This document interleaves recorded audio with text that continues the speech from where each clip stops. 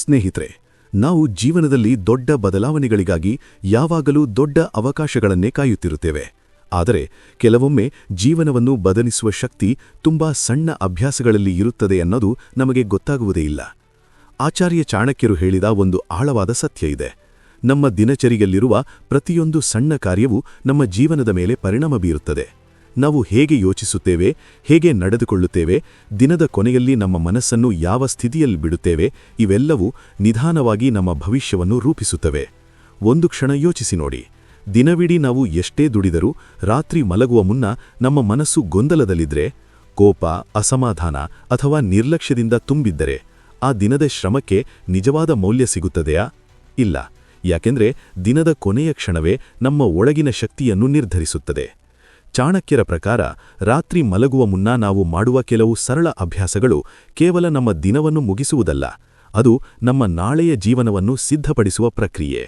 ನೀವು ಮಲಗುವ ಮುನ್ನ ನಿಮ್ಮ ಮನಸ್ಸನ್ನು ಶಾಂತಗೊಳಿಸಿದರೆ, ನಿಮ್ಮ ಆಲೋಚನೆಗಳನ್ನು ಸರಿಪಡಿಸಿದರೆ, ನಿಮ್ಮ ಜೀವನದ ಮೇಲೆ ನೀವು ಹಿಡಿತ ಪಡೆಯಲು ಪ್ರಾರಂಭಿಸುತ್ತೀರಿ. ಜ್ಯೋತಿಷ್ಯಶಾಸ್ತ್ರವು ಇದೇ ಮಾತನ್ನು ಹೇಳುತ್ತದೆ. ನಮ್ಮ ಜೀವನದಲ್ಲಿ ನಡೆಯುವ ಘಟನೆಗಳು ಕೇವಲ ಹೊರಗಿನ ಪರಿಸ್ಥಿತಿಗಳಿಂದ ಮಾತ್ರ ಅಲ್ಲ, ನಮ್ಮ ಒಳಗಿನ ಶಕ್ತಿ ಮತ್ತು ಸ್ಥಿತಿಯಿಂದ ಕೂಡ ನಿರ್ಧಾರವಾಗುತ್ತವೆ.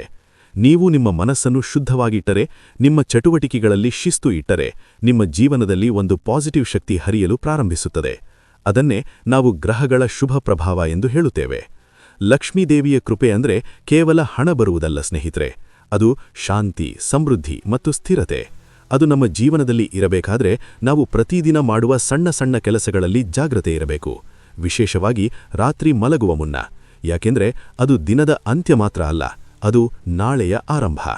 ಹಾಗಾಗಿ ಸ್ನೇಹಿತರೆ, ಇವತ್ತು ರಾತ್ರಿ ನೀವು ಮಲಗುವ ಮುನ್ನ ಒಂದು ಕ್ಷಣ ನಿಮ್ಮ ಜೀವನವನ್ನು ಗಮನಿಸಿ. ನಿಮ್ಮ ಮನಸ್ಸಿಗೆ ನೀವು ಏನು ಕೊಡುತ್ತಿದ್ದೀರಾ ಅನ್ನೋದನ್ನು ನೋಡಿ.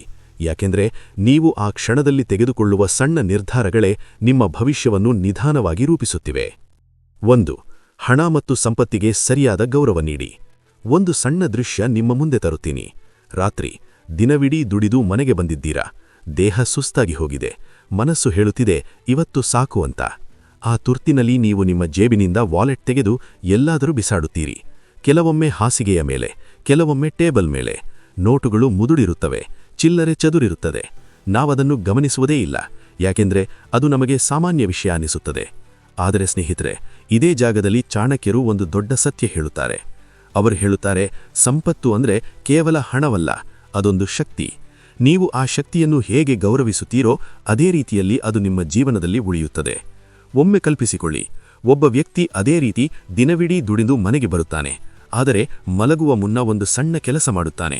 ಅವನು ತನ್ನ ವಾಲೆಟನ್ನು ನಿಧಾನವಾಗಿ ತೆಗೆಯುತ್ತಾನೆ, ಅದರೊಳಗಿನ ನೋಟುಗಳನ್ನು ಸರಿಪಡಿಸುತ್ತಾನೆ, ಮುದುಡಿದ ನೋಟುಗಳನ್ನು ನೇರ ಮಾಡುತ್ತಾನೆ, ಎಲ್ಲವನ್ನು ಸಜ್ಜುಗೊಳಿಸಿ ಒಂದು ನಿರ್ದಿಷ್ಟ ಸ್ಥಳದಲ್ಲಿ ಇಡುತ್ತಾನೆ. ಇದು ಹೊರಗೆ ನೋಡಿದರೆ ಸಣ್ಣ ಕೆಲಸ ಅನ್ನಿಸಬಹುದು, ಆದರೆ ಅವನ ಒಳಗಿನ ಮನಸ್ಸಿಗೆ ಅದೊಂದು ಸಂದೇಶ ಕೊಡುತ್ತದೆ. ನನಗೆ ಸಿಕ್ಕಿದ ಸಂಪತ್ತಿಗೆ ನಾನು ಮೌಲ್ಯ ಕೊಡುತ್ತೇನೆ. ಸ್ನೇಹಿತರೆ, ಇದೇ ಮನೋಭಾವ ಜೀವನವನ್ನು ಬದಲಾಯಿಸುತ್ತದೆ. ಇವತ್ತು ನಾವು ಏನು ಮಾಡುತ್ತಿದ್ದೇವೆ ಗೊತ್ತಾ? ನಾವು ಹಣವನ್ನು ಗಳಿಸುತ್ತೇವೆ, ಆದರೆ ಅದನ್ನು ಕಾಪಾಡಿಕೊಳ್ಳುವ ಅಭ್ಯಾಸ ಬೆಳೆಸಿಕೊಂಡಿಲ್ಲ. ಅದರ ಪರಿಣಾಮ ಏನು? ಹಣ ಬರುತ್ತದೆ, ಆದರೆ ಉಳಿಯುವುದಿಲ್ಲ. ಅವಶ್ಯಕತೆ ಬಂದಾಗ ಅದು ಸಿಗುವುದಿಲ್ಲ. ನಮ್ಮ ಕೈಯಲ್ಲಿದ್ದರೂ ಅದು ನಮ್ಮದೇ ಅನಿಸೋದಿಲ್ಲ, ಯಾಕೆಂದರೆ ನಮ್ಮೊಳಗೆ ಗೌರವ ಇಲ್ಲ. ಚಾಣಕ್ಯರು ಹೇಳುತ್ತಾರೆ, ನೀವು ಸಂಪತ್ತನ್ನು ಅಲಕ್ಷ್ಯ ಮಾಡಿದರೆ ಅದು ನಿಧಾನವಾಗಿ ನಿಮ್ಮಿಂದ ದೂರವಾಗುತ್ತದೆ. ಜ್ಯೋತಿಷ್ಯಶಾಸ್ತ್ರದಲ್ಲಿ ಹೇಳುತ್ತಾರೆ, ಸಂಪತ್ತಿಗೆ ಸಂಬಂಧಿಸಿದ ಶಕ್ತಿ ಅಂದರೆ ಶುಕ್ರಗ್ರಹ. ಆ ಶಕ್ತಿ ನಮ್ಮ ಜೀವನದಲ್ಲಿ ಇರಬೇಕಾದ್ರೆ ನಮ್ಮ ಜೀವನದಲ್ಲಿ ಶುಚಿ, ಶಿಸ್ತು ಮತ್ತು ಗೌರವ ಇರಬೇಕು. ನೀವು ನಿಮ್ಮ ಹಣವನ್ನು ಅಸ್ತವ್ಯಸ್ತವಾಗಿ ಇಟ್ಟರೆ ಅದು ಕೇವಲ ಒಂದು ಅಭ್ಯಾಸವಲ್ಲ, ಅದು ನಿಮ್ಮ ಒಳಗಿನ ಅಸ್ಥಿರತೆಯ ಪ್ರತಿಬಿಂಬ. ಆದರೆ ನೀವು ಅದನ್ನು ಗೌರವದಿಂದ ಇಟ್ಟರೆ ನಿಮ್ಮ ಮನಸ್ಸು ನಿಧಾನವಾಗಿ ಶಿಸ್ತು ಕಲಿಯುತ್ತದೆ. ನೀವು ಖರ್ಚು ಮಾಡುವುದನ್ನು ಯೋಚಿಸುತ್ತೀರಿ, ನೀವು ಸಂಪಾದಿಸಿದುದನ್ನು ಕಾಪಾಡಿಕೊಳ್ಳುತ್ತೀರಿ. ಸ್ನೇಹಿತರೆ, ಇದು ದೊಡ್ಡ ಪೂಜೆಯಲ್ಲ. ಮಲಗುವ ಮುಂಚೆ ಕೇವಲ 2 ನಿಮಿಷ ನಿಮ್ಮ ವಾಲೆಟನ್ನು ಸರಿಪಡಿಸಿ, ಹಣವನ್ನು ಗೌರವದಿಂದ ಇಡಿ, ಒಂದು ನಿರ್ದಿಷ್ಟ ಸ್ಥಳದಲ್ಲಿ ಇಡಿ. ಈ ಸಣ್ಣ ಅಭ್ಯಾಸ ನಿಮ್ಮ ಜೀವನಕ್ಕೆ ಒಂದು ಸಂದೇಶ ಕೊಡುತ್ತದೆ. ನಾನು ನನ್ನ ಸಂಪತ್ತನ್ನು ಗೌರವಿಸುತ್ತಿದ್ದೇನೆ. ಮತ್ತು ನಿಧಾನವಾಗಿ ಅದೇ ಗೌರವ ನಿಮ್ಮ ಜೀವನದಲ್ಲಿ ಸಮೃದ್ಧಿಯಾಗಿ ಮರಳುತ್ತದೆ. ಕೊನೆಯಲ್ಲಿ ಒಂದು ಪ್ರಶ್ನೆ. ಇವತ್ತು ರಾತ್ರಿ ನೀವು ಮಲಗುವ ಮುಂಚೆ ನಿಮ್ಮ ವಾಲೆಟ್ ನೋಡಿದಾಗ, ನಾನು ಹಣವನ್ನು ಗೌರವಿಸುತ್ತಿದ್ದೀನಿ ಅಥವಾ ಅದನ್ನು ಅಲಕ್ಷ್ಯ ಮಾಡುತ್ತಿದ್ದೀನಿ? ಅದೇ ನಿಮ್ಮ ಆರ್ಥಿಕ ಭವಿಷ್ಯದ ಪ್ರಾರಂಭ. 2. ಜ್ಞಾನಾರ್ಜನೆಗೆ ಸ್ವಲ್ಪ ಸಮಯ ಕೊಡಿ. ಚಾಣಕ್ಯರು ತಮ್ಮ ನೀತಿಯಲ್ಲಿ ಒಂದು ಬಹಳ ಮಹತ್ವದ ಮಾತು ಹೇಳುತ್ತಾರೆ. ಜ್ಞಾನವೇ ಮಾನವನ ಶ್ರೇಷ್ಠ ಸಂಪತ್ತು. ಹಣ, ಸೌಂದರ್ಯ ಅಥವಾ ಸ್ಥಾನಮಾನ ಎಲ್ಲವೂ ಸಮಯದೊಂದಿಗೆ ಕಡಿಮೆಯಾಗಬಹುದು. ಆದರೆ ಜ್ಞಾನ ಮಾತ್ರ ಯಾರೂ ಕಸಿದುಕೊಳ್ಳಲಾಗದ ಸಂಪತ್ತು ಎಂದು ಅವರು ಹೇಳಿದ್ದಾರೆ. ಜ್ಞಾನ ಹೊಂದಿರುವ ವ್ಯಕ್ತಿಯನ್ನು ಎಲ್ಲೆಡೆ ಗೌರವಿಸಲಾಗುತ್ತದೆ. ಯಾಕೆಂದರೆ ವಿದ್ಯೆ ಮತ್ತು ತಿಳುವಳಿಕೆ ಜೀವನದ ಪ್ರತಿಯೊಂದು ಕಷ್ಟದ ಸಂದರ್ಭದಲ್ಲೂ ಮಾರ್ಗ ತೋರಿಸುತ್ತವೆ. ಇದಕ್ಕಾಗಿ ದಿನದ ಕೊನೆಯಲ್ಲಿ ರಾತ್ರಿ ಮಲಗುವ ಮುನ್ನ ಸ್ವಲ್ಪ ಸಮಯವನ್ನು ಜ್ಞಾನಾರ್ಜನೆಗೆ ಮೀಸಲಿಡುವುದು ಅತ್ಯಂತ ಮುಖ್ಯ ಎಂದು ಚಾಣಕ್ಯರ ತತ್ವ ಹೇಳುತ್ತದೆ. ದಿನವಿಡೀ ನಾವು ಕೆಲಸಗಳಲ್ಲಿ ಮತ್ತು ಜವಾಬ್ದಾರಿಗಳಲ್ಲಿ ತೊಡಗಿಸಿಕೊಂಡಿರುತ್ತೇವೆ. ಆದರೆ ದಿನದ ಕೊನೆಯಲ್ಲಿ ಕೇವಲ 15 ಅಥವಾ 20 ನಿಮಿಷಗಳನ್ನು ನಮ್ಮ ಮನಸ್ಸಿನ ಬೆಳವಣಿಗೆಗೆ ನೀಡಿದರೆ ಅದು ನಿಧಾನವಾಗಿ ನಮ್ಮ ಚಿಂತನೆಯನ್ನೇ ಬದಲಾಯಿಸುತ್ತದೆ. ಈ ಸಮಯದಲ್ಲಿ ನೀವು ಒಂದು ಪ್ರೇರಕ ಪುಸ್ತಕವನ್ನು ಓದಬಹುದು, ಹೊಸ ಕೌಶಲ್ಯದ ಬಗ್ಗೆ ತಿಳಿದುಕೊಳ್ಳಬಹುದು, ಅಥವಾ ದಿನವಿಡೀ ನಡೆದ ಘಟನೆಗಳನ್ನು ನೆನಪಿಸಿಕೊಂಡು ನಾನು ಇವತ್ತು ಏನು ಕಲಿತೆ ಎಂದು ನಿಮ್ಮನ್ನೇ ಕೇಳಿಕೊಳ್ಳಬಹುದು. ಈ ಸಣ್ಣ ಅಭ್ಯಾಸವು ನಿಮ್ಮೊಳಗೆ ಹೊಸ ಆಲೋಚನೆಗಳನ್ನು ಹುಟ್ಟಿಸುತ್ತದೆ ಮತ್ತು ಜೀವನವನ್ನು ಇನ್ನಷ್ಟು ಸ್ಪಷ್ಟವಾಗಿ ನೋಡಲು ಸಹಾಯ ಮಾಡುತ್ತದೆ. ಚಾಣಕ್ಯರು ಹೇಳುವಂತೆ, ಜ್ಞಾನವನ್ನು ಒಂದೇ ದಿನದಲ್ಲಿ ಪಡೆಯಲಾಗುವುದಿಲ್ಲ. ಅದು ಹಣಿಹಣಿಯಾಗಿ ಕೂಡಿಕೊಳ್ಳುವ ನೀರಿನಂತೆ ನಿಧಾನವಾಗಿ ಸಂಗ್ರಹವಾಗುತ್ತದೆ. ಪ್ರತಿದಿನ ಸ್ವಲ್ಪ ಸ್ವಲ್ಪವಾಗಿ ಕಲಿಯುವ ವ್ಯಕ್ತಿಯ ಬಳಿ ಕಾಲಕ್ರಮೇಣ ಅಪಾರವಾದ ಜ್ಞಾನ ಸಂಪತ್ತು ನಿರ್ಮಾಣವಾಗುತ್ತದೆ. ಆ ಜ್ಞಾನವೇ ಕಷ್ಟದ ಸಮಯದಲ್ಲಿ ಅವನಿಗೆ ಮಾರ್ಗದರ್ಶನ ನೀಡುತ್ತದೆ ಮತ್ತು ಸರಿಯಾದ ನಿರ್ಧಾರಗಳನ್ನು ತೆಗೆದುಕೊಳ್ಳುವ ಶಕ್ತಿಯನ್ನು ನೀಡುತ್ತದೆ. ಜ್ಯೋತಿಷ್ಯಶಾಸ್ತ್ರದ ದೃಷ್ಟಿಯಿಂದ ನೋಡಿದರೆ ಬುದ್ಧಿ, ತರ್ಕ ಮತ್ತು ವಿವೇಕಕ್ಕೆ ಅಧಿಪತಿಯಾದ ಗ್ರಹವೆಂದರೆ ಬುಧ. ನಾವು ಜ್ಞಾನಾರ್ಜನೆಗೆ ಸಮಯ ಕೊಡುತ್ತಾ ಹೋದಂತೆ ನಮ್ಮ ಮನಸ್ಸಿನ ಸ್ಪಷ್ಟತೆ ಹೆಚ್ಚಾಗುತ್ತದೆ, ಆಲೋಚನೆಗಳು ಗಟ್ಟಿಯಾಗುತ್ತವೆ ಮತ್ತು ನಿರ್ಧಾರ ತೆಗೆದುಕೊಳ್ಳುವ ಸಾಮರ್ಥ್ಯವೂ ಉತ್ತಮವಾಗುತ್ತದೆ. ಇದರ ಪರಿಣಾಮವಾಗಿ ನಮ್ಮ ಜೀವನದಲ್ಲಿ ಯಶಸ್ಸು ಮತ್ತು ಅವಕಾಶಗಳು ಹೆಚ್ಚಾಗಿ ಕಾಣಿಸಿಕೊಳ್ಳಲು ಆರಂಭಿಸುತ್ತವೆ. ಸ್ನೇಹಿತರೆ, ಇದು ದೊಡ್ಡ ಪ್ರಯತ್ನ ಬೇಕಾಗುವ ಕೆಲಸವಲ್ಲ. ಮಲಗುವ ಮುಂಚೆ ಕೇವಲ ಕೆಲವು ನಿಮಿಷಗಳನ್ನು ಮೊಬೈಲ್ನಲ್ಲಿ ಸಮಯ ಕಳೆಯುವ ಬದಲು ನಿಮ್ಮ ಮನಸ್ಸನ್ನು ಬೆಳಗಿಸುವ ಯಾವುದಾದರೂ ಒಂದು ವಿಷಯವನ್ನು ಓದಿ ಅಥವಾ ಕಲಿಯಿರಿ. ಕೆಲವೇ ದಿನಗಳಲ್ಲಿ ನೀವು ನಿಮ್ಮ ಚಿಂತನೆ ಬದಲಾಗುತ್ತಿರುವುದನ್ನು ಗಮನಿಸುತ್ತೀರಿ. ನಿಧಾನವಾಗಿ ನಿಮ್ಮ ನಿರ್ಧಾರಗಳು ಉತ್ತಮವಾಗುತ್ತವೆ, ನಿಮ್ಮ ದೃಷ್ಟಿಕೋನ ವಿಸ್ತಾರವಾಗುತ್ತದೆ ಮತ್ತು ನಿಮ್ಮ ಜೀವನದ ದಾರಿಯೂ ಸ್ಪಷ್ಟವಾಗುತ್ತದೆ. ಯಾಕೆಂದರೆ ಕೊನೆಗೆ ಒಂದು ಸತ್ಯ ಇದೆ: ಹಣವು ಜೀವನವನ್ನು ಸುಲಭ ಮಾಡಬಹುದು, ಆದರೆ ಜ್ಞಾನ ಮಾತ್ರ ಜೀವನವನ್ನು ಯಶಸ್ವಿಯಾಗಿಸುತ್ತದೆ. 3. ಮನೆ ಮತ್ತು ಪರಿಸರವನ್ನು ಶುಚಿಯಾಗಿಡಿ. ಲಕ್ಷ್ಮೀದೇವಿ ಶುಚಿ ಮತ್ತು ಸುವ್ಯವಸ್ಥಿತವಿರುವ ಸ್ಥಳಗಳಲ್ಲಿ ನೆಲೆಸುತ್ತಾಳೆ ಎಂಬುದು ಪ್ರತೀತಿ. ಆದ್ದರಿಂದ ರಾತ್ರಿ ಮಲಗುವ ಮುನ್ನ ಮನೆಯ ಮುಖ್ಯದ್ವಾರ, ಹಲಾರ ಮತ್ತು ರಹಸ್ಯವ ಸ್ಥಳಗಳನ್ನು ಸ್ವಚ್ಛಗೊಳಿಸಿ. ನೆಲದ ಮೇಲೆ ಚರ್ಚೆ ಹಾಕಿದ ವಸ್ತುಗಳನ್ನು ಜೋಪಾನವಾಗಿ ಇಡಿ. ಧೂಳು ಕಸವನ್ನು ಸರಿಸಿ ಮತ್ತು ಸಾಮಾನ್ಯವಾಗಿ ವ್ಯಾಕ್ಯೂಮ್ ಕ್ಲೀನರ್ ಚಲಾಯಿಸಿ. ಶುಭ್ರವಾದ ಮನೆಯಲ್ಲಿ ಸಕಾರಾತ್ಮಕ ಶಕ್ತಿ ಅಂದರೆ ಪಾಸಿಟಿವ್ ಎನರ್ಜಿ ಸಂಚರಿಸುತ್ತದೆ. ಇದು ಮಾನಸಿಕ ಶಾಂತಿಯನ್ನು ನೀಡುವುದಲ್ಲದೆ ಸಂಪತ್ತಿನ ದೇವತೆಯ ಆಗಮನಕ್ಕೆ ಅನುಕೂಲಕರ ವಾತಾವರಣವನ್ನು ಸೃಷ್ಟಿಸುತ್ತದೆ. ಸ್ನೇಹಿತರೆ, ಒಂದು ಸಣ್ಣ ದೃಶ್ಯ ನಿಮ್ಮ ಮುಂದೆ ತರುತ್ತೀನಿ. ರಾತ್ರಿ ನೀವು ದಿನವಿಡೀ ದುಡಿದು ಮನೆಗೆ ಬರ್ತೀರಾ. ಹೊರಗಿನ ಜಗತ್ತು ಗದ್ದಲದಿಂದ ತುಂಬಿರುತ್ತದೆ. ಆದರೆ ಮನೆಗೆ ಬಂದ ಮೇಲೆ ಒಂದು ಶಾಂತಿ ಬೇಕು ಅನಿಸುತ್ತದೆ. ಆದರೆ ಮನೆ ಒಳಗೆ ಬಂದಾಗ ಏನು ಕಾಣುತ್ತದೆ? ಇಲ್ಲಿ ಅಸ್ತವ್ಯಸ್ತವಾಗಿ ಬಿದ್ದ ವಸ್ತುಗಳು, ಅಲ್ಲಿ ಬಳಸದ ಪಾತ್ರೆಗಳು, ಕಸದ ಚಿಕ್ಕ ಚಿಕ್ಕ ಗುಡ್ಡೆಗಳು. ನಾವು ಅದನ್ನು ನೋಡುತ್ತೇವೆ, ಆದರೆ ನಾಳೆ ನೋಡಿಕೊಳ್ಳುತ್ತೀನಿ ಅಂತ ಬಿಟ್ಟು ಮಲಗುತ್ತೇವೆ. ಆದರೆ ಸ್ನೇಹಿತರೆ, ಇದೇ ಜಾಗದಲ್ಲಿ ಚಾಣಕ್ಯರು ಒಂದು ದೊಡ್ಡ ಸತ್ಯ ಹೇಳುತ್ತಾರೆ. ಅವರು ಹೇಳುತ್ತಾರೆ, ಹೊರಗಿನ ಅಸ್ತವ್ಯಸ್ತತೆ ಒಳಗಿನ ಗೊಂದಲದ ಪ್ರತಿಬಿಂಬ. ನೀವು ಇರುವ ಪರಿಸರ ಹೇಗಿದೆಯೋ ನಿಮ್ಮ ಮನಸ್ಸು ಕೂಡ ನಿಧಾನವಾಗಿ ಅದೇ ರೀತಿಯಾಗುತ್ತದೆ. ಒಮ್ಮೆ ಕಲ್ಪಿಸಿಕೊಳ್ಳಿ, ಒಬ್ಬ ವ್ಯಕ್ತಿ ಮಲಗುವ ಮುಂಚೆ ತನ್ನ ಮನೆ ಸುತ್ತಲೂ ಒಂದು ಸಣ್ಣ ಕೆಲಸ ಮಾಡುತ್ತಾನೆ. ಅವನು ಎಲ್ಲವನ್ನೂ ದೊಡ್ಡ ಮಟ್ಟದಲ್ಲಿ ಸ್ವಚ್ಛಗೊಳಿಸುವುದಿಲ್ಲ, ಆದರೆ ಸಣ್ಣ ಸಣ್ಣ ಅಸ್ತವ್ಯಸ್ತತೆಗಳನ್ನು ಸರಿಪಡಿಸುತ್ತಾನೆ. ಹಾಸಿಗೆಯನ್ನು ಸರಿಮಾಡುತ್ತಾನೆ, ಅಗತ್ಯವಿಲ್ಲದ ವಸ್ತುಗಳನ್ನು ತಮ್ಮ ಜಾಗದಲ್ಲಿ ಇಡುತ್ತಾನೆ, ಕಸದ ವಸ್ತುಗಳನ್ನು ತೆಗೆದುಹಾಕುತ್ತಾನೆ. ಇದು ಹೊರಗೆ ನೋಡಿದರೆ ತುಂಬಾ ಸಣ್ಣ ಕೆಲಸ ಅನಿಸಬಹುದು, ಆದರೆ ಅವನ ಒಳಗಿನ ಮನಸ್ಸಿಗೆ ಅದೊಂದು ಸಂದೇಶ ಕೊಡುತ್ತದೆ: ನಾನು ನನ್ನ ಜೀವನದಲ್ಲಿ ಸ್ಪಷ್ಟತೆ ಬಯಸುತ್ತೇನೆ. ಸ್ನೇಹಿತರೆ, ಶುಚಿಯೆಂದರೆ ಕೇವಲ ಸ್ವಚ್ಛತೆಯಲ್ಲ, ಅದು ಶಾಂತಿಯ ಮೂಲ. ನೀವು ಶುಚಿಯಾದ ಪರಿಸರದಲ್ಲಿ ಮಲಗಿದರೆ ನಿಮ್ಮ ಮನಸ್ಸು ಕೂಡ ಹಗುರವಾಗುತ್ತದೆ, ನಿದ್ರೆ ಗಾಢವಾಗುತ್ತದೆ, ನಾಳೆ ಎದ್ದಾಗ ಹೊಸ ಶಕ್ತಿ ಇರುತ್ತದೆ.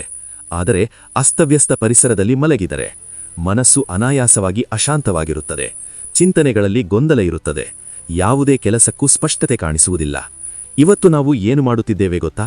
ನಾವು ಹೊರಗಿನ ಜಗತ್ತಿನಲ್ಲಿ ಎಲ್ಲವನ್ನೂ ಸರಿಪಡಿಸಲು ಯತ್ನಿಸುತ್ತೇವೆ, ಆದರೆ ನಮ್ಮ ಮನೆ ಒಳಗಿನ ಅಸ್ತವ್ಯಸ್ತತೆಯನ್ನು ಕಡೆಗಣಿಸುತ್ತೇವೆ. ಆದರೆ ಸತ್ಯ ಏನು ಅಂದರೆ, ನಿಮ್ಮ ಪರಿಸರ ಸರಿಯಾದರೆ ನಿಮ್ಮ ಮನಸ್ಸು ಸರಿಯಾಗುತ್ತದೆ, ನಿಮ್ಮ ಮನಸ್ಸು ಸರಿಯಾದರೆ ನಿಮ್ಮ ಜೀವನ ಸರಿಯಾಗುತ್ತದೆ. ಜ್ಯೋತಿಷ್ಯಶಾಸ್ತ್ರದಲ್ಲೂ ಒಂದು ನಂಬಿಕೆ ಇದೆ: ಶುಚಿಯಾದ ಸುವ್ಯವಸ್ಥಿತವಾದ ಸ್ಥಳದಲ್ಲಿ ಪಾಸಿಟಿವ್ ಶಕ್ತಿ ಹೆಚ್ಚು ಹರಿಯುತ್ತದೆ. ಅದೇ ಸ್ಥಳದಲ್ಲಿ ಸಮೃದ್ಧಿ, ಶಾಂತಿ ಮತ್ತು ಸಂತೋಷ ನೆಲೆಸುತ್ತವೆ. ಅದರ ಕಾರಣಕ್ಕೆ ಹಿರಿಯರು ಯಾವಾಗಲೂ ಹೇಳುತ್ತಿದ್ದರು, ಮನೆ ಶುಚಿಯಾಗಿರಲಿ ಅಂತ. ಸ್ನೇಹಿತರೆ, ಇದು ದೊಡ್ಡ ಕೆಲಸವಲ್ಲ. ರಾತ್ರಿ ಮಲಗುವ ಸ್ನೇಹಿತರೆ, ಶುಚಿಯೆಂದ್ರೆ ಕೇವಲ ಸ್ವಚ್ಛತೆಯಲ್ಲ, ಅದು ಶಾಂತಿಯ ಮೂಲ. ನೀವು ಶುಚಿಯಾದ ಪರಿಸರದಲ್ಲಿ ಮಲಗಿದ್ರೆ ನಿಮ್ಮ ಮನಸ್ಸು ಕೂಡ ಹಗುರವಾಗ್ತದೆ, ನಿದ್ರೆ ಗಾಢವಾಗ್ತದೆ, ನಾಳೆ ಎದ್ದಾಗ ಹೊಸ ಶಕ್ತಿ ಇರ್ತದೆ. ಆದರೆ ಅಸ್ತವ್ಯಸ್ತ ಪರಿಸರದಲ್ಲಿ ಮಲಗಿದ್ರೆ ಮನಸ್ಸು ಅನಾಯಾಸವಾಗಿ ಅಶಾಂತವಾಗಿರ್ತದೆ, ಚಿಂತನೆಗಳಲ್ಲಿ ಗೊಂದಲ ಇರ್ತದೆ, ಯಾವುದೇ ಕೆಲಸಕ್ಕೂ ಸ್ಪಷ್ಟತೆ ಕಾಣಿಸೋದಿಲ್ಲ. ಇವತ್ತು ನಾವು ಏನ್ಮಾಡ್ತಿದ್ದೇವೆ ಗೊತ್ತಾ? ನಾವು ಹೊರಗಿನ ಜಗತ್ತಿನಲ್ಲಿ ಎಲ್ಲವನ್ನೂ ಸರಿಪಡಿಸಲು ಯತ್ನಿಸ್ತೇವೆ, ಆದರೆ ನಮ್ಮ ಮನೆಯೊಳಗಿನ ಅಸ್ತವ್ಯಸ್ತತೆಯನ್ನ ಕಡೆಗಣಿಸ್ತೇವೆ. ಆದರೆ ಸತ್ಯ ಏನು ಅಂದ್ರೆ, ನಿಮ್ಮ ಪರಿಸರ ಸರಿಯಾದ್ರೆ ನಿಮ್ಮ ಮನಸ್ಸು ಸರಿಯಾಗ್ತದೆ, ನಿಮ್ಮ ಮನಸ್ಸು ಸರಿಯಾದ್ರೆ ನಿಮ್ಮ ಜೀವನ ಸರಿಯಾಗ್ತದೆ. ಜ್ಯೋತಿಷ್ಯಶಾಸ್ತ್ರದಲ್ಲೂ ಒಂದು ನಂಬಿಕೆ ಇದೆ. ಶುಚಿಯಾದ ಸುವ್ಯವಸ್ಥಿತವಾದ ಸ್ಥಳದಲ್ಲಿ ಪಾಸಿಟಿವ್ ಶಕ್ತಿ ಹೆಚ್ಚು ಹರಿಯುತ್ತದೆ. ಅದೇ ಸ್ಥಳದಲ್ಲಿ ಸಮೃದ್ಧಿ, ಶಾಂತಿ ಮತ್ತು ಸಂತೋಷ ನೆಲೆಸ್ತವೆ. ಅದರ ಕಾರಣಕ್ಕೆ ಹಿರಿಯರು ಯಾವಾಗಲೂ ಹೇಳ್ತಿದ್ರು, ಮನೆ ಶುಚಿಯಾಗಿರ್ಲಿ ಅಂತ. ಸ್ನೇಹಿತರೆ, ಇದು ದೊಡ್ಡ ಕೆಲಸ ಅಲ್ಲ. ರಾತ್ರಿ ಮಲಗುವ ಮುಂಚೆ ಕೇವಲ 5 ನಿಮಿಷ ತೆಗೆದುಕೊಳ್ಳಿ. ಸುತ್ತಮುತ್ತಲಿನ ಅಸ್ತವ್ಯಸ್ತತೆ ತೆಗೆದುಹಾಕಿ. ಅಗತ್ಯವಿಲ್ಲದ ವಸ್ತುಗಳನ್ನ ಜಾಗದಲ್ಲಿ ಇಡಿ. ನಿಮ್ಮ ಮಲಗುವ ಸ್ಥಳವನ್ನ ಸ್ವಚ್ಛಗೊಳಿಸಿ. ನೀವು ನೋಡ್ತೀರಾ, ನಿಮ್ಮ ಮನಸ್ಸಿನಲ್ಲಿ ಒಂದು ವಿಭಿನ್ನ ಶಾಂತಿ ಬರ್ತದೆ. ಕೊನೆಯ ಮಾತು, ನೀವು ಮಲಗುವ ಮುಂಚೆ ನೋಡುವ ನಿಮ್ಮ ಪರಿಸರ ಅದೇ ನಿಮ್ಮ ನಾಳಿನ ಮನಸ್ಥಿತಿಯನ್ನ ನಿರ್ಮಿಸ್ತದೆ. ಹಾಗಾದ್ರೆ ಇವತ್ತು ರಾತ್ರಿ ನೀವು ಮಲಗುವ ಮುಂಚೆ ನಿಮ್ಮ ಸುತ್ತಲೂ ಶಾಂತಿ ನಿರ್ಮಿಸ್ತೀರಾ ಅಥವಾ ಗೊಂದಲವನ್ನೇ ನಿಮ್ಮ ಜೊತೆ ಮಲಗಿಸ್ತೀರಾ? ಅದೇ ನಿಮ್ಮ ಜೀವನದ ಗುಣಮಟ್ಟವನ್ನ ನಿರ್ಧರಿಸ್ತದೆ. ರಾತ್ರಿ ಮಲಗುವ ಮುನ್ನದ ಆ ಕೊನೆಯ ಕ್ಷಣಗಳನ್ನ ನಾವು ಸಾಮಾನ್ಯವಾಗಿ ಅಲಕ್ಷ್ಯ ಮಾಡ್ತೀವಿ, ಆದರೆ ಅದೇ ಕ್ಷಣ ನಮ್ಮ ಮನಸ್ಸಿನ ಮೇಲೆ ಅತಿ ಹೆಚ್ಚು ಪ್ರಭಾವ ಬೀರ್ತದೆ. ದಿನವಿಡೀ ಎಷ್ಟೇ ಘಟನೆಗಳು ನಡೆದಿದ್ರೂ ಮಲಗುವ ಮುನ್ನ ನಾವು ಯಾವ ಆಲೋಚನೆಯೊಂದಿಗೆ ಕಣ್ಣು ಮುಚ್ಚುತ್ತೇವೋ ಅದೇ ನಮ್ಮ ಮನಸ್ಸಿನಲ್ಲಿ ಉಳಿತದೆ. ಕೆಲವರು ಆ ಸಮಯದಲ್ಲಿ ಚಿಂತೆಗಳನ್ನ ನೆನಪಿಸಿಕೊಳ್ತಾರೆ, ಕೆಲವರು ಕೋಪವನ್ನ ಹಿಡಿದುಕೊಂಡೇ ಮಲಗುತ್ತಾರೆ. ಆದರೆ ಇಂತಹ ಮನಸ್ಥಿತಿಯಲ್ಲಿ ನಿದ್ರೆ ಬಂದ್ರೂ ಮನಸ್ಸಿಗೆ ಶಾಂತಿ ಸಿಗೋದಿಲ್ಲ. ಚಾಣಕ್ಯರು ಹೇಳುವ ಒಂದು ಸಣ್ಣ ಆದರೆ ಶಕ್ತಿಯುತ ಅಭ್ಯಾಸ ಇದೆ. ಮಲಗುವ ಮುನ್ನ ನಕಾರಾತ್ಮಕ ಆಲೋಚನೆಗಳನ್ನ ಬದಿಗಿರಿಸಿ ಇವತ್ತು ನೀವು ಸಾಧಿಸಿದ ಸಣ್ಣ ಸಣ್ಣ ಯಶಸ್ಸುಗಳನ್ನ ನೆನಪಿಸಿಕೊಳ್ಳಿ, ಅಥವಾ ನಾಳೆಯ ಬಗ್ಗೆ ಆಶಾವಾದದಿಂದ ಯೋಚಿಸಿ. ಇದು ನಿಮ್ಮ ಮನಸ್ಸಿಗೆ ಒಂದು ಶಾಂತಿ ನೀಡುತ್ತದೆ. ನಾನು ಸರಿಯಾದ ದಾರಿಯಲ್ಲಿದ್ದೇನೆ ಅನ್ನೋ ಭಾವನೆ ನೀಡುತ್ತದೆ. ನಿಧಾನವಾಗಿ ಈ ಅಭ್ಯಾಸ ನಿಮ್ಮ ನಿದ್ರೆಯನ್ನ ಗಾಢವಾಗಿಸ್ತದೆ, ಮನಸ್ಸನ್ನ ಹಗುರಗೊಳಿಸ್ತದೆ ಮತ್ತು ನಾಳೆ ಎದ್ದಾಗ ಆತ್ಮವಿಶ್ವಾಸವನ್ನ ಹೆಚ್ಚಿಸ್ತದೆ. ಯಾಕೆಂದ್ರೆ ಶಾಂತ ಮನಸ್ಸಿನಲ್ಲಿ ಮಾತ್ರ ಸ್ಪಷ್ಟ ಆಲೋಚನೆಗಳು ಹುಟ್ಟುತ್ತವೆ. ಜ್ಯೋತಿಷ್ಯದ ದೃಷ್ಟಿಯಿಂದ ನೋಡಿದ್ರೆ ಮನಸ್ಸಿಗೆ ಸಂಬಂಧಿಸಿದ ಚಂದ್ರಶಕ್ತಿಯನ್ನ ಶಾಂತವಾಗಿಡಲು ಇದು ಸಹಾಯ ಮಾಡುತ್ತೆ ಅಂತ ಹೇಳ್ತಾರೆ. ಆದರೆ ಸರಳವಾಗಿ ಹೇಳೋದಾದ್ರೆ, ನೀವು ನಿಮ್ಮ ದಿನವನ್ನ ಹೇಗೆ ಮುಕ್ತಾಯಗೊಳಿಸ್ತೀರೋ ಅದೇ ನಿಮ್ಮ ನಾಳಿನನ್ನ ರೂಪಿಸ್ತದೆ. ಸ್ನೇಹಿತರೆ, ಈ 4 ಸಣ್ಣ ಅಭ್ಯಾಸಗಳು ಕೇಳಲು ಸರಳವಾಗಿರಬಹುದು, ಆದರೆ ಅವುಗಳಲ್ಲಿ ದೊಡ್ಡ ಶಕ್ತಿ ಇದೆ. ನೀವು ಅವನ್ನು ಪ್ರತಿದಿನ ಅನುಸರಿಸಿದರೆ ನಿಧಾನವಾಗಿ ನಿಮ್ಮ ಜೀವನದಲ್ಲಿ ಶಾಂತಿ, ಸ್ಪಷ್ಟತೆ ಮತ್ತು ಸಮೃದ್ಧಿ ಕಾಣಿಸಲು ಪ್ರಾರಂಭಿಸುತ್ತದೆ. ಕೊನೆಯಲ್ಲಿ ಒಂದು ಮಾತು, ನೀವು ಮಲಗುವ ಮುಂಚೆ ನಿಮ್ಮ ಮನಸ್ಸಿಗೆ ಶಾಂತಿ ಕೊಡ್ತೀರಾ ಅಥವಾ ಗೊಂದಲ ಕೊಡ್ತೀರಾ? ಅದೇ ನಿಮ್ಮ ಜೀವನದ ಗುಣಮಟ್ಟವನ್ನ ನಿರ್ಧರಿಸುತ್ತದೆ. ಇಂತಹ ಜೀವನ ಬದಲಾಯಿಸುವ ಚಾಣಕ್ಯ ನೀತಿಗಳು ಮತ್ತು ಜ್ಞಾನಕ್ಕಾಗಿ ನಮ್ಮ ಸ್ಪಾರ್ಕ್ ಆಫ್ ಲೈಫ್ ಕನ್ನಡ ಚಾನೆಲ್ಗೆ ಈಗಲೇ ಸಬ್ಸ್ಕ್ರೈಬ್ ಮಾಡಿ ಮತ್ತು ನಿಮ್ಮ ಜೀವನದಲ್ಲಿ ಬೆಳಕಿನ ಹೊಸ ದಾರಿಯನ್ನ ಆರಂಭಿಸಿ.